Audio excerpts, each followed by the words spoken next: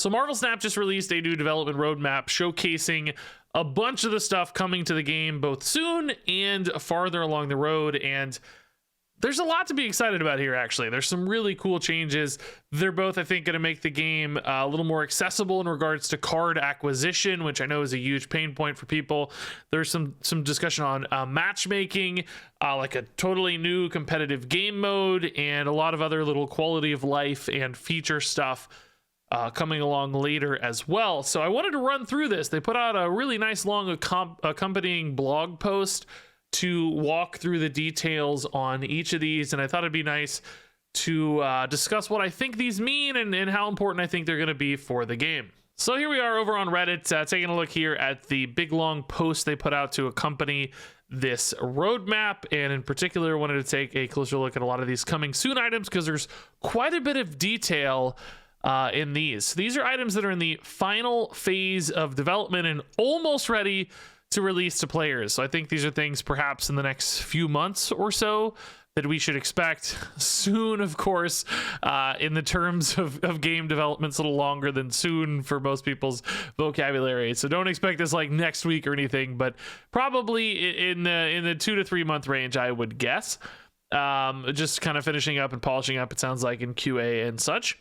So here were the same items listed as on that roadmap we had up just a second ago, and they're going to go through each of these in more detail. So starting off with, what is Conquest?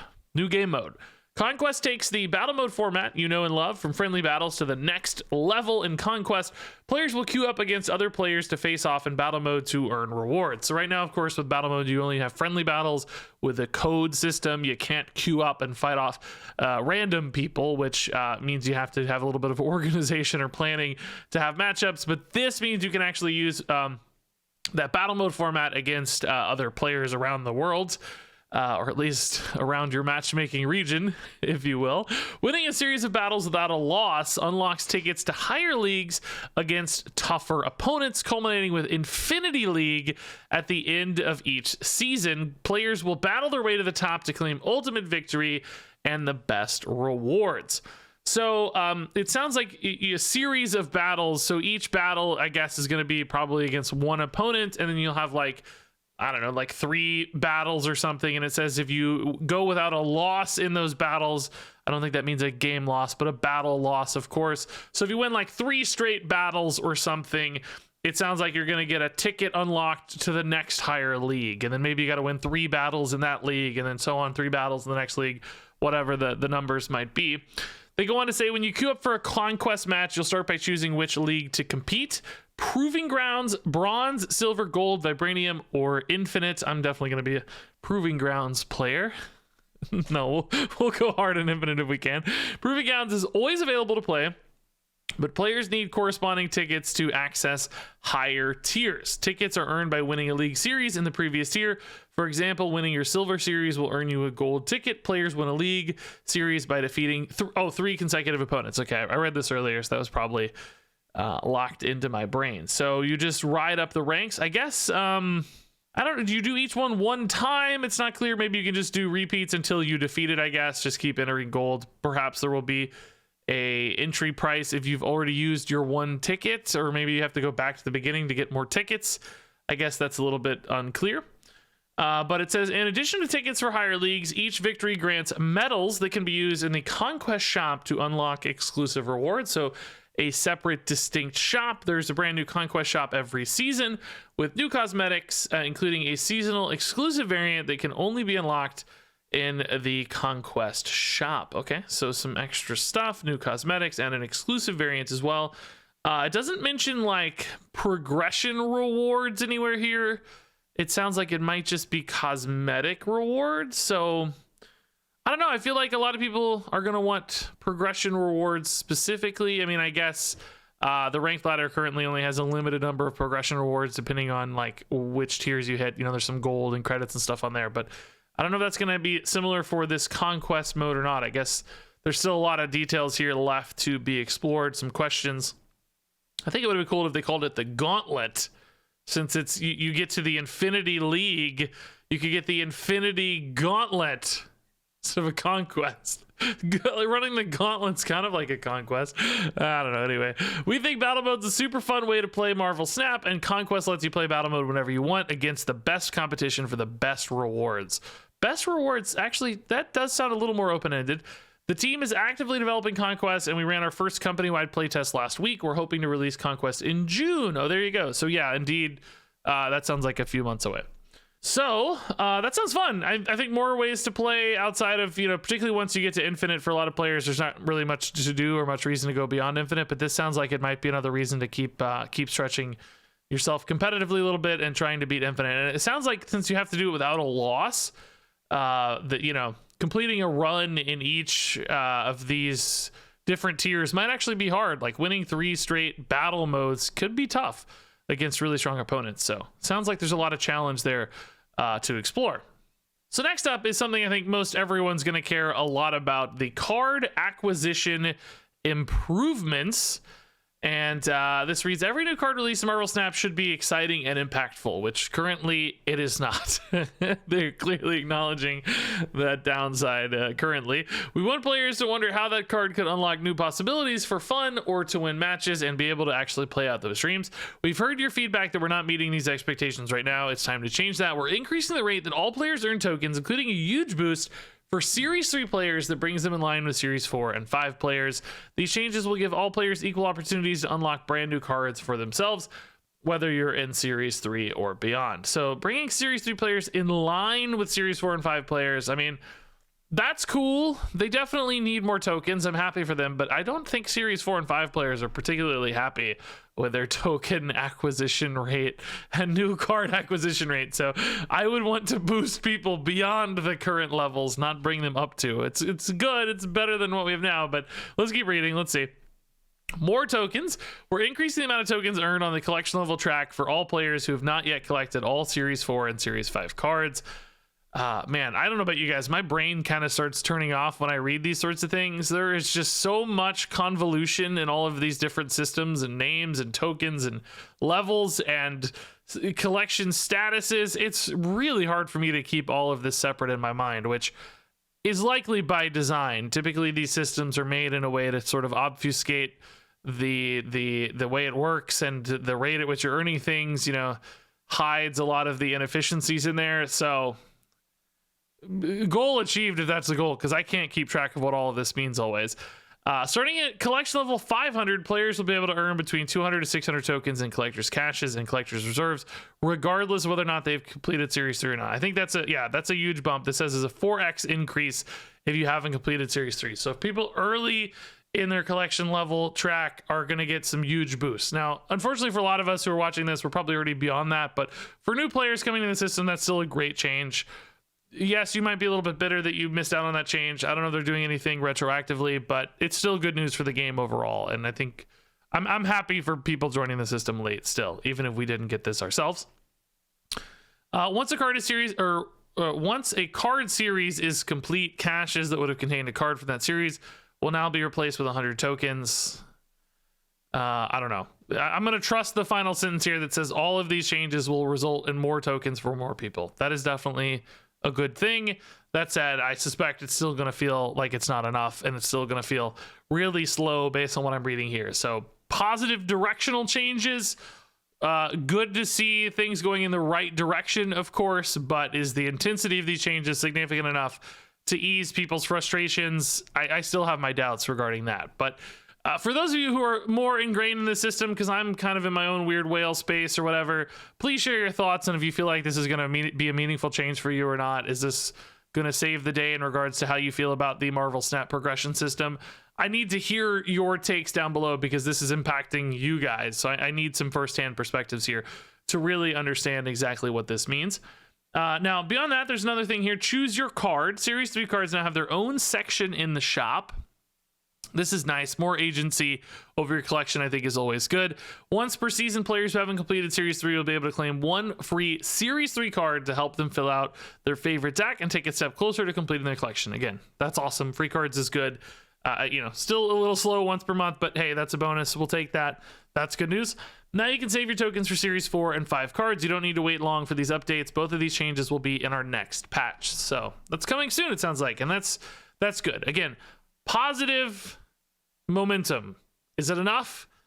I'm doubtful. Is it a step in the right direction? It sounds like it to me, based on what's being promised here at least.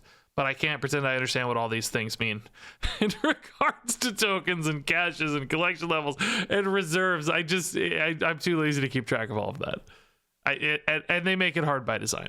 All right, so moving on here, the token shop is also getting a little revamp here. The token shop is an awesome way to target the cards you want most.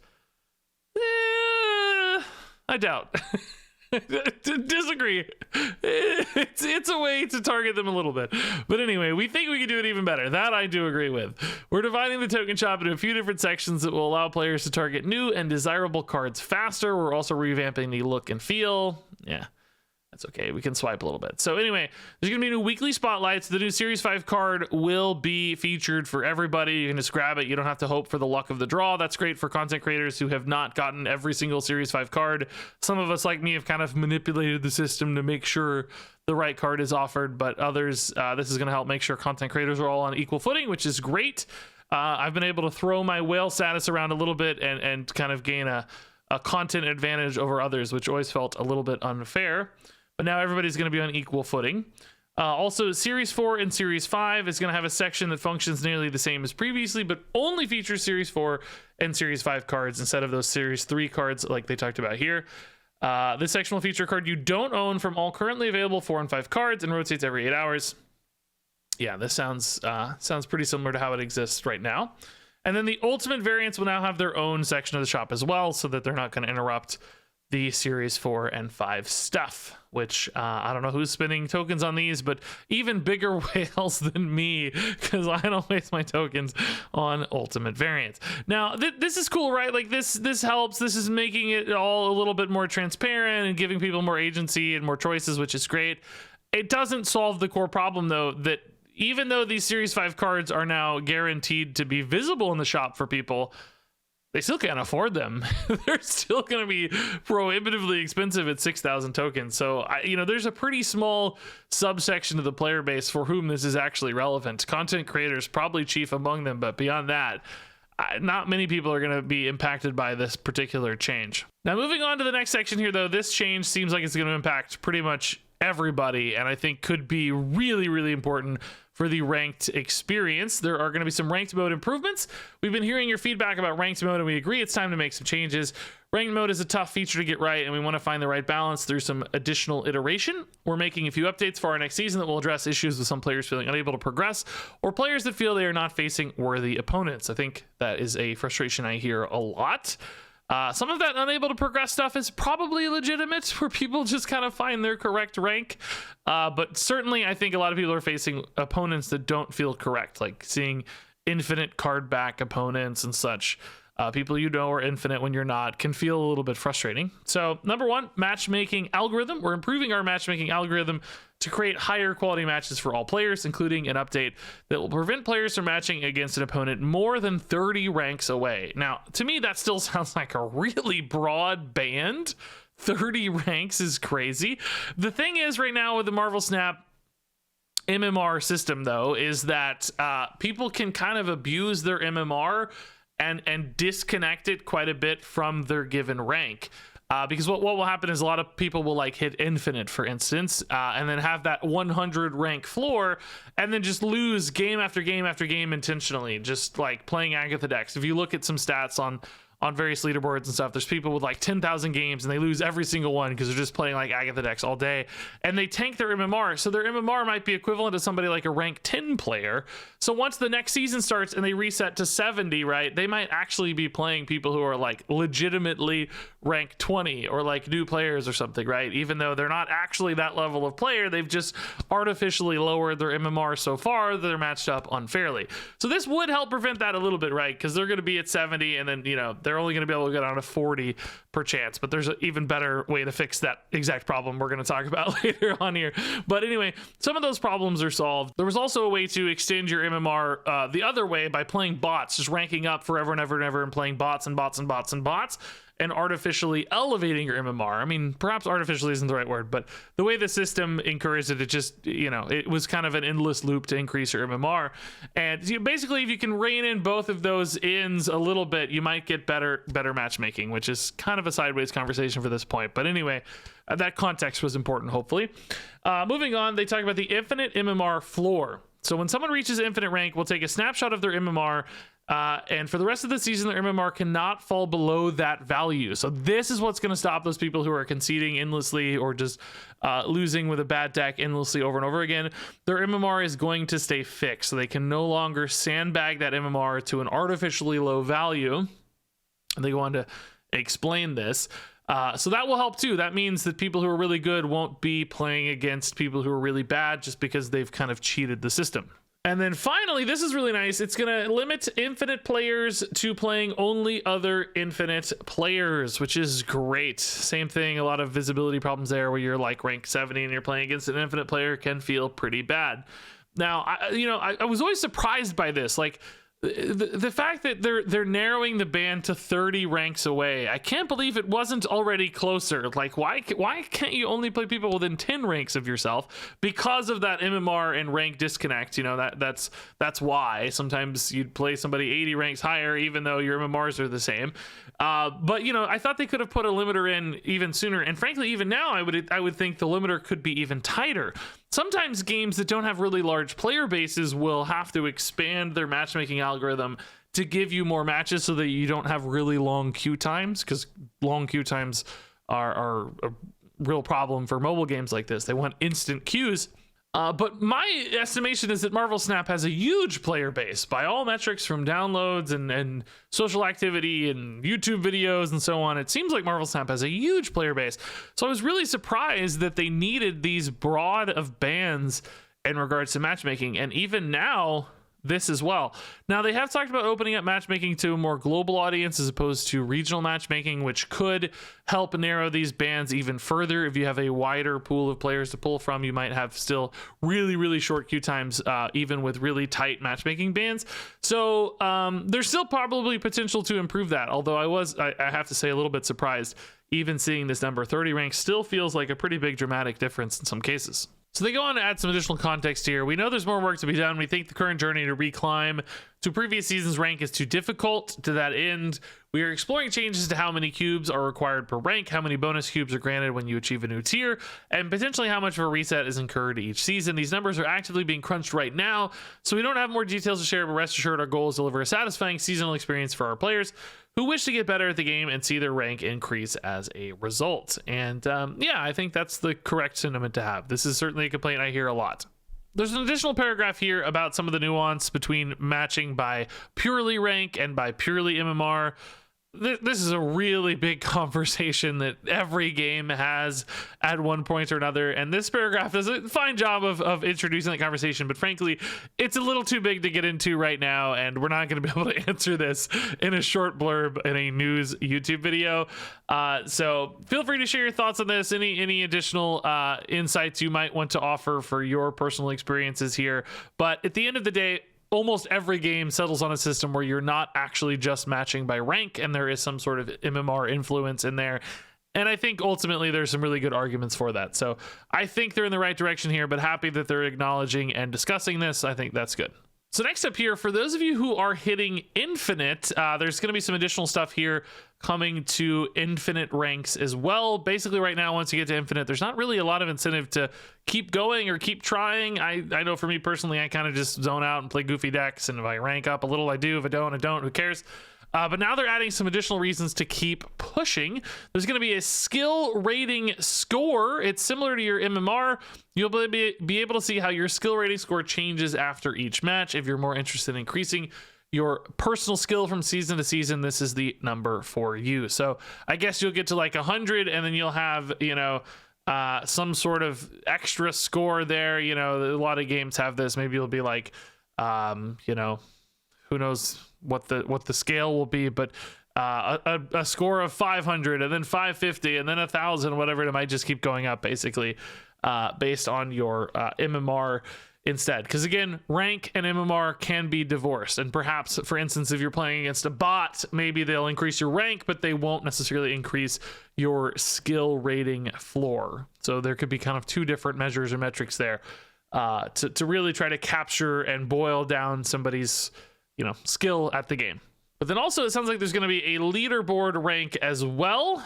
This leaderboard number is based on the ranking order of each infinite player skill rating score. Okay, so there's going to be two systems. You'll have your score, and then you'll also be ranked based on your score. So there's some visibility basically into who's the highest, which of course when you have visibility, that encourages people to try harder and get to the top of the ranked leaderboard, which is awesome. That's cool. This is not something I really expect to engage with a ton. Frankly, my goal is not to be the best Marvel Snap player. I want to be a good player. I want to be an infinite level player, so I have, the ability to talk about things in a confident way and, showcase decks for you guys and have some valuable insights and stuff. But I don't care about being the best. I mean, we'll see how we do. We'll see how it goes. But not a goal for me personally, but I think really good for the game to have. Really helps develop that competitive ecosystem. Really helps super skilled players stand out from both a content creation standpoint, but also that can create esports opportunities, etc. So this is really, really nice for the game to have. Even if it's not something you engage with personally, I think the kind of trickle down effects, for lack of a better word, is really nice as far as the game's community is concerned in general. This can create a lot of cool stuff. So next up here, they have just a little blurb here and there about some of the in development and in concept stuff. The important part here really is the kind of status of these and how soon and where they're at in development process. So these are things that are being actively worked on, basically. These are getting resources. They have tasks and timelines. They're moving forward with these. They can still change a lot, but these are things that are getting worked on. So the PC widescreen UI, which that's fine. That's welcome. Honestly, I used to care more about that. We've got a pretty good system and UI set up for streams and stuff now, so not as concerning to me, but definitely could use some performance improvements on PC at the very least. So going native on PC is cool. Smart decks. This sounds to me like what they used to have in Hearthstone, or maybe still do kind of have in Hearthstone, but they've kind of tweaked it a few times, where you can insert a few cards and there'll be an auto complete button and it will populate the deck for you with cards that fit. Now, Hearthstone used to have it where it would literally just give you the best deck based on the data, or close to perhaps. So it kind of took a lot of deck building work out of it and creativity out of it. I hope it's not anything like that just solves that for you. But if it helps people find good decks for the cards they have and increases ease of use and speed to get into a game, I think that's certainly a cool feature. Avatars and titles by deck. I mean, sure, that's cool. That's nice. People like that. Personalized shop, that's cool. People want variants they like instead of pixels all the time, so that's cool. And global matchmaking, like we talked about earlier, I think that could actually be really important and have some knock-on effects on the rest of the stuff we talked about in regards to matchmaking. So next up are the in-concept ideas. These are the ones that are further out and aren't necessarily, being worked on, or could change really dramatically, it sounds like, and can give a lot of feedback still to shape these. Guilds, so yeah, that's cool. I'd love to start a guild with you guys. That'd be fun. Collectible emotes and card emojis. Yeah, I like that. I like using my Spider-Man emote a lot, but if I can see less of the Miss Marvel emotes, I'll be happy. Mythic variants, yeah, I like chase cosmetic stuff. I think that's a great way to support the game financially without requiring people to pay for cards. So if these sorts of things can ease a little bit of the progression pressure on free-to-play players, that'd be great. Time will tell if that actually happens, but in theory, PC controller support, I could not personally care less about, but perhaps people who I don't know, want to play in bed or something. I don't know who's using this, but it's coming. Maybe seasonal audio. I guess that means songs for different seasons, Christmas or something. I don't know. These two to me are not important at all, but hey, every bonus is nice. And then the test deck mode. This basically sounds like a way for you to try out a deck without having to play against real opponents and risk your cubes or your rank, for instance.